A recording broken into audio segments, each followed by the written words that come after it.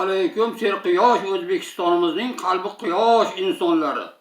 Assalomu alaykum YouTube kanali tinglovchilari. Assalomu alaykum she'riyat muxlislari, mening muxlislarim.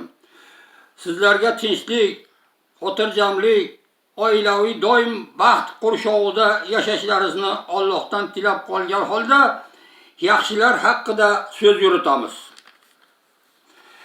Yaxshilardan bog' qoladi, obod qishloq qoladi. Men Buxoro viloyat Shopirkon tumanidan Normod Kamolman. Bizning Jo'rabod qishlog'i 2018-yilda obod qishloq dasturiga kiritilib, olamshumul ishlar bajarildi. Qishloq yo'llari asfaltlashtirildi. Shirin suv ta'minoti yo'lga qo'yildi. Elektr tarmoqlari yaxshilandi. Ko'chalar yoritgich bilan, chiroqlari bilan yoritildi.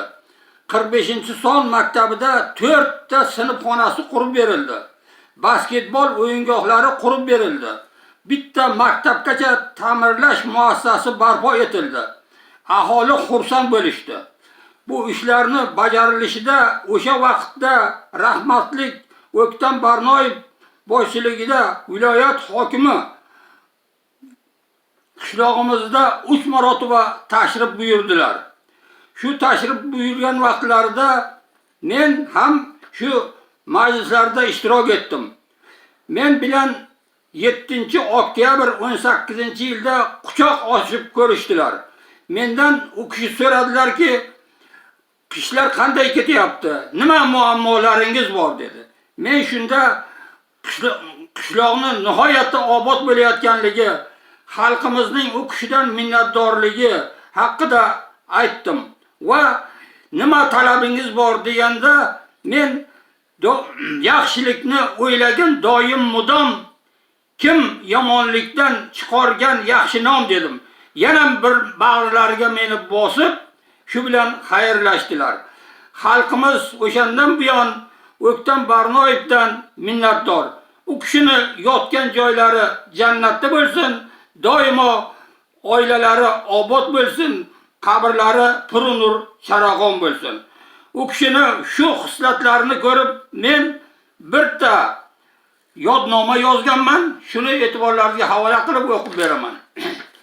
Yodnoma marhum do'stimiz O'ktam Barnoyev xotirasiga bag'ishlayman.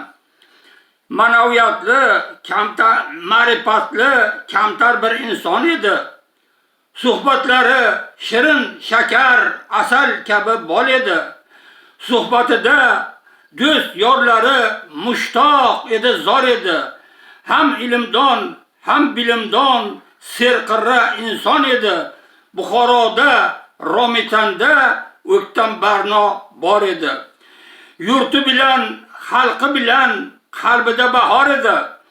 Yuz ko'zida tabassumi, ham quvonchi bor edi. Saxiyligi, saxovati unga doim yor edi. Kambag'al, qashshoqni siylaguvchi ajoyib inson edi. Buxoroda, Romitanda O'ktam Barno bor edi. Kelsa agar do'stlar yaqin yiroqdan, peshvoz chiqib kutib olar quvnoqdan. Hol so'rashar bir-biridan har yoqdan. Do'st qadrdon, qarindoshga boy edi. Buxoroda, Romitanda O'ktam Barno bor edi.